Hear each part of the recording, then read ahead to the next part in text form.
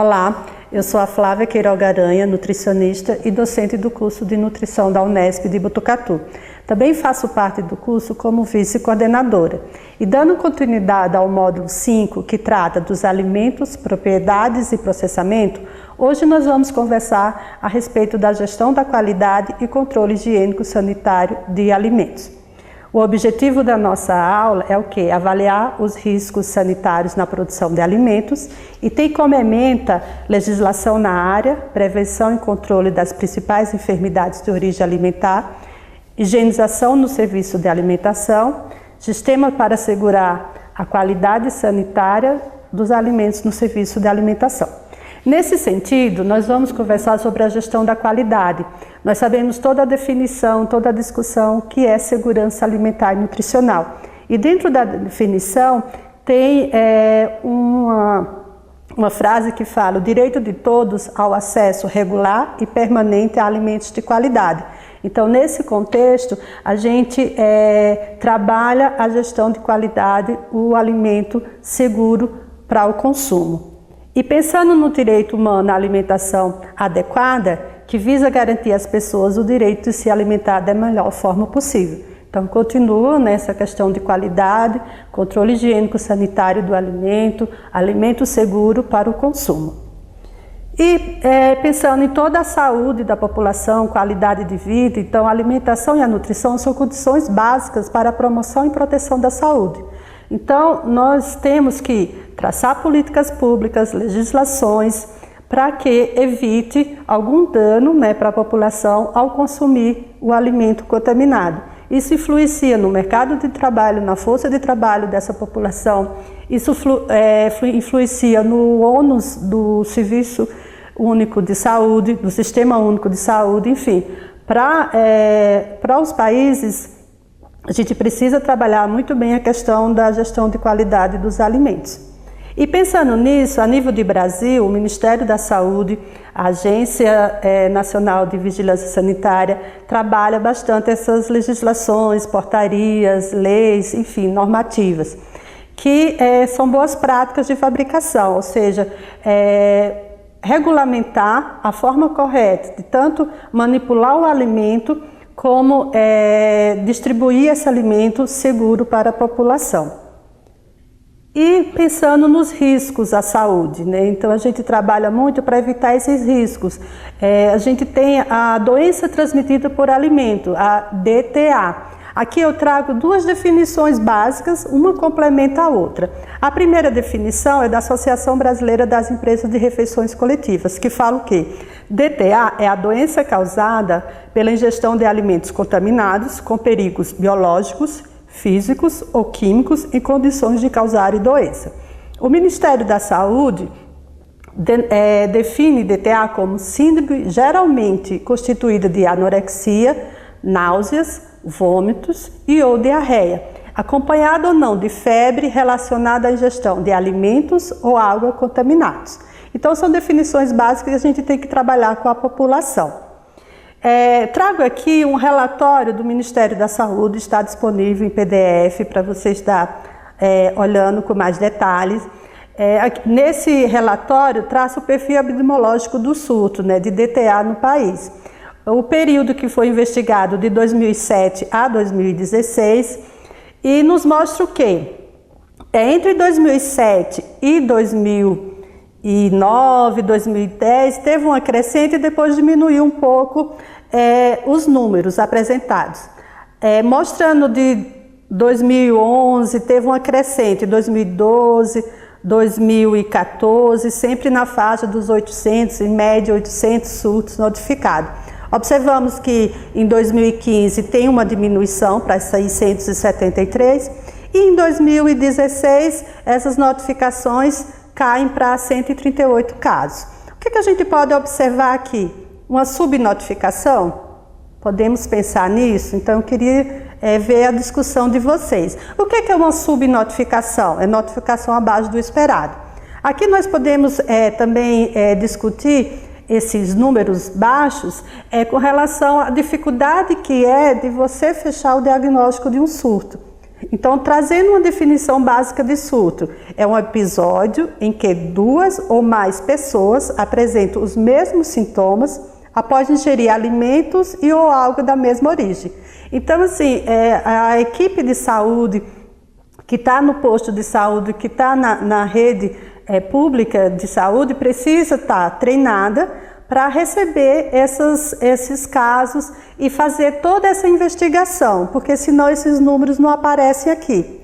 Então, às vezes, a pessoa tem todas as características de um surto, todos os sintomas, e de 2 a 3 dias passa, ela não vai a um sistema de saúde, não vai no médico para notificar. E indo com essa queixa, ainda também tem toda uma outra notificação de amostra. Então, é bem mais detalhado para você fechar realmente se foi um surto ou não. Aqui aparece a faixa etária que mais apresentou, né, notificações de surto, que foi entre 20 e 49 anos de idade. E o sexo foi o sexo masculino. Aqui a gente observa as regiões do país onde apresentou maior notificação. Aqui nós temos o Sudeste com 43,8%, em seguida da região Sul com 24,8%. Então, nesse relatório também fala de algumas dificuldades de algumas regiões Norte e Nordeste para realmente estar capacitada, ter esse registro bem consolidado, com essa informação para realmente fechar esse diagnóstico, que se chama o quê? O Registro de Sistema de Informação de Agravos de Notificação, que é o SINAM, ou seja, até 7 dias do início dos sintomas. Então, a gente precisa trabalhar bem essa rede de saúde para estar notificando esses casos de surtos. Aqui nesse slide mostra o quê? Os sinais e sintomas quando uma pessoa tem algum problema de DTA. Eu vou chamar a atenção dos 4 primeiros sinais e sintomas que aparecem aqui. Primeiro vem a diarreia, com 29,6% dos casos, dor abdominal com 19,6%, vômito com 16,4% e náuseas com 15,7%. Então, são as 4 principais queixas, né, sintomas que a população informa no momento da notificação. Aqui nos mostra o local inicial de ocorrência e apresenta com 38,9% residência, ou seja, as nossas casas. Então, nós precisamos cuidar da nossa alimentação desde a nossa casa. Aí, seguindo aqui com 16,2%, restaurantes, padarias, ou seja, alimentação fora do lar. Aqui nos mostra os alimentos incriminados.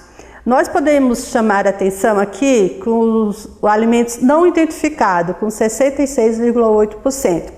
O que seriam esses alimentos não identificados? Ou seja, fez toda a notificação, avaliou o paciente e não fechou o diagnóstico, foi o alimento X, então porque teve ainda dúvida. Então é difícil realmente de fechar esse diagnóstico, porque a gente precisa ver o recordatório de 24 horas dessa população, ou o que ela consumiu nesse período, os horários, o local. E junto a essas perguntas, precisa também fazer a coleta de amostra. Então, na nossa legislação fala que todo local que manipula, distribui alimento, precisa fazer a coleta de amostra e guardar por 72 horas. Para, nesses casos, enviar até um laboratório e ver como é que está essa amostra de alimento para fechar realmente o diagnóstico de qual foi o alimento que aconteceu esse surto. Em seguida, com um percentual 9%, alimentos mistos, então pode ser 2 tipos, não só um alimento, né, para fechar o diagnóstico. E a água vem em terceiro lugar com 6%, então não é só o alimento, e sim também a água a gente tem que ter atenção para ser de boa procedência. Aqui nos fala os micro-organismos envolvidos, né, numa DTA. Com 90,5% nós temos o que? As bactérias. E dentro dessas bactérias, qual a que vem em primeiro lugar? A Salmonella, a segundo lugar, Escherichia coli e a terceira, Staphylococcus aureus. Nesse sentido, né, desses números, o Ministério da Organização Mundial da Saúde, em 2006, lançou 5 passos para a prevenção, que a gente chama as boas práticas de manipulação dos alimentos. Então, a primeira prevenção está o quê? Manter a limpeza. E aí envolve a limpeza da área física, a limpeza de equipamentos e utensílios, a limpeza, a higiene, né, do manipulador, do funcionário, a limpeza do alimento que eu estou manipulando, enfim. A limpeza é primordial para a gente fazer essa prevenção. No segundo ponto, separar os alimentos crus dos cozidos, que a gente chama contaminação cruzada, ou seja, um alimento que já está processado, está pronto para o consumo, não entrar em contato com o alimento sujo, que ainda vai ser higienizado, que ainda vai fazer o processo de cocção, de manipulação correta. Então, evitar esses cruzamentos do cru com o cozido. Cozinhar bem os alimentos em altas temperaturas, acima de 75 graus. Então, assim, é importante manter essa temperatura alta. Manter os alimentos em temperaturas adequadas, né, após a cocção, a hora da distribuição. Então, os alimentos que são característicos frios, então ele precisa ter a menos de 10 graus. Alimentos que são quentes, acima de 65 graus. Então, existe toda uma portaria, toda uma legislação para a gente estar seguindo também nessa questão de tempo e temperatura, né? Quanto maior tempo de exposição, eu vou estar avaliando o tempo, a temperatura desses alimentos. E usar água e matérias-primas seguras, ou seja, a água tem que estar potável, você tem que ter higienização da caixa d'água. Então, quando a água não passa por esses processos, então a gente recomenda fazer uma fervura, usar o cloro, mas a água é o início de tudo, né? Então, às vezes você cuida de todo o processo com o alimento, com o manipulador, mas esquece da procedência da água que você está usando. Então, existe sim o risco de ter uma DTA por conta da água. E as matérias-primas, ou seja, o momento de você comprar o alimento, o momento de você manipular esse alimento, então, ver prazos de validade, ver embalagem. Na dúvida do alimento, então é melhor descartar e nem usar. Então, matérias-primas e água tem que estar seguras, eu tenho que ter a certeza que elas estão boas para o consumo. E aí, nesse sentido, né, eu trago uma pergunta, né? O que é alimento seguro para você, aluno e aluna? Eu achei essa pesquisa realizada por Berres em 2015, ele avaliou o quê? Que os clientes consideram alimento seguro aquele fresco, livre de pesticida e manipulado adequadamente. É característica do alimento seguro, sim. E nessa pesquisa, ele viu o quê? Que indivíduos com melhor nível socioeconômico acreditam que estão protegidos de DTA, evitando o consumo de alimentos vendidos por serviços de baixo custo. Aí, essa pergunta vai para o fórum para a gente discutir. Será que eu corro o risco de ter uma TTA quando eu vou para um serviço de baixo custo? Será que aquele serviço de médio, de padrão mais alto, será que eu também não corro o risco de ter uma DTA? Aí fica a nossa discussão. E o que é um alimento, o que é que influencia para você, né, voltar ou não no serviço de alimentação? Nessa pesquisa, né, nesse trabalho feito por Devante em 2012, a higiene percebida pelo cliente influencia na escolha dos restaurantes comerciais. Ele fez essa pesquisa com cerca de 200 consumidores, né, em restaurantes comerciais em Campo Grande, no Mato Grosso do Sul, e ele avaliou, né, várias variáveis que interferiam na minha volta ou não naquele restaurante. E a limpeza foi o primordial, todo mundo, né, teve um percentual maior nessa limpeza. Aí nessa limpeza envolve o quê? Banheiro, dos uniformes, enfim. A segunda variável mais falada foi a aparência externa do restaurante, a manipulação dos alimentos e ambiente e decoração.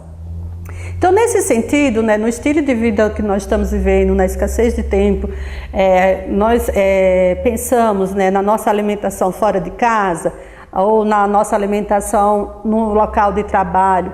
Então, a gente precisa saber, né, como é que é essa questão trabalhada na gestão de qualidade dos alimentos onde nós estamos consumindo. Para evitar o quê? Doenças transmitidas por alimentos. E uma definição básica, né, o controle higiênico sanitário de alimentos são o quê? São medidas necessárias para assegurar a inocuidade, a salubridade e a boa conservação dos produtos alimentares em toda a cadeia alimentar, ou seja, do campo até a mesa. Então, desde lá no campo, no transporte, né, no supermercado, onde eu estou recebendo esse alimento, como eu estou manipulando, até a mesa do consumidor. E boas práticas, né, são condições, são normas, regulamentos que são descritas para que nós possamos colocar em prática, né, toda essa questão de segurança do alimento. Então, tem toda uma normativa, toda uma legislação em vigor com relação a boas práticas de fabricação. Então, nesse contexto, né, na segurança alimentar, nós precisamos do quê? Primeira coisa, legislação, seja ela portaria, resolução, normativas. Então, precisamos conhecer onde estamos atuando, qual a legislação vigente e colocar ela em prática, tá? O manipulador de alimento, ele é muito importante. Então, esse manipulador tem que estar com o uniforme adequado, a saúde adequada para manipular o alimento. Então, fazer capacitação dentro da legislação para esse manipulador. Todos os perigos a gente tem que conhecer, físicos, químicos, biológicos. Então, minimizar ao máximo esses perigos para evitar o quê? DTAs, doenças transmitidas por alimentos. As boas práticas de fabricação são ferramentas básicas, simples de entender, de fazer uma leitura e colocar em prática. Existem outros processos de controle de qualidade que também eu posso estar colocando em prática. E o envolvimento principal do estabelecimento, seja ele o dono, o responsável. Então, se envolver, né, conhecer legislação, fazer capacitação dele e dos funcionários e sempre orientar quais são os riscos de não colocar essa legislação em prática, o que é que pode acarretar no estabelecimento, todas as consequências, tanto para o consumidor como para o estabelecimento dele.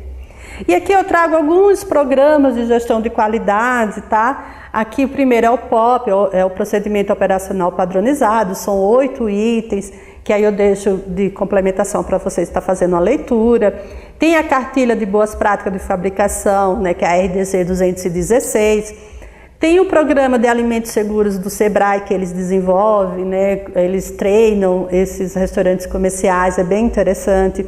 Tem toda a certificação ISO, a 9001, a 22000, que também faz todo esse controle de qualidade. Tem o Código Alimentar, tem todo o programa 5S que está envolvido com limpeza, com organização. O Ministério da Saúde aqui do Brasil tem várias portarias também. No Equador tem o Ministério de Saúde Pública também, que tem várias normativas. E aqui vai ser nossa tarefa, né, eu vou deixar com vocês, é a legislação sanitária e controle higiênico sanitário, ou seja, onde eu estou trabalhando. Então, o que é que tem de portaria, resoluções e normativas? Nós sabemos que o município pode desenvolver a sua, o estado que eu estou trabalhando também, né, junto com a vigilância sanitária, fazendo discussões, e o país onde eu estou. O que é que tem? Eu preciso saber de legislação para seguir essa legislação. Então, assim, qual a importância disso tudo, né? O controle de qualidade, o alimento seguro, você ter essa responsabilidade, né, de ter o alimento, todo esse controle sanitário através da legislação, né, para você assegurar para o seu consumidor que ele está recebendo um alimento seguro. Toda a inspeção sanitária vigente do município tem que estar colocada em prática, todos os requisitos higiênicos, né, toda a questão de manipulação também tem que estar em prática. Então, a importância, né, das boas práticas de fabricação na produção de alimento, ou seja, o manipulador, o responsável pelo local, então tem que ter essa responsabilidade, tem que conhecer todos esses riscos, tá? Subsidiar ações da vigilância sanitária municipal, o que é que a vigilância sanitária está atuando nesse sentido, isso é importante a gente conhecer, trabalhar junto com a vigilância sanitária, pedir ajuda, ver a legislação deles, então isso é importante. Estabelecer os critérios de higiene, né, de um modo geral. Estabelecer as boas práticas de fabricação, né, os POPs no meu local. E prevenir e proteger a saúde do consumidor, a saúde do trabalhador. E sempre também pensando no meio ambiente. Então, como considerações finais da nossa aula, da minha fala, Então, pensar na segurança alimentar, né, vinculada à gestão de qualidade dos alimentos. A alimentação ofertada é equilibrada, todos devem ter o direito a se alimentar da melhor forma possível, e os programas que ajudam e visam abranger toda a população, eu preciso conhecer. Então, nesse sentido, vai estar disponível na plataforma, mas eu vou falar a tarefa. O que é a tarefa? Tem uma questão, é a legislação básica relacionada ao tema, seja a nível federal, estadual ou municipal. Ou seja, você procure no seu município, no seu estado, no país, Brasil e Equador, que a gente tem os 2 alunos, o que é que tem em vigência, o que é que tem de legislação. Então, eu vou procurar, vou fazer uma leitura e vou fazer um resumo dos principais pontos dessa legislação. E como fórum, eu deixo aqui 2 perguntas. O que é um alimento seguro para você, aluno? Né? A higiene do local influencia na sua escolha? A gente até pode colocar mais uma pergunta. Você já vivenciou algum caso de DTA na vida profissional ou pessoal? Se sim, comente. Então, são algumas perguntas que nós vamos estar discutindo na plataforma. E aqui eu deixo todas as referências, então busquem, né, todas essas referências, vocês conseguem em PDF baixar, é super prático. Vai ter o material de apoio também na plataforma disponível que a gente precisa ler. Legislação é leitura e colocar em prática, não tem outro caminho, tá? Então tem bastante referências bibliográficas, artigos, algumas pesquisas, né, alguns materiais do Sebrae, do Senai, então tem algumas coisas acontecendo. Eu deixo aqui com vocês e estamos disponíveis, né, para discutir no fórum e também nas tarefas. Obrigada.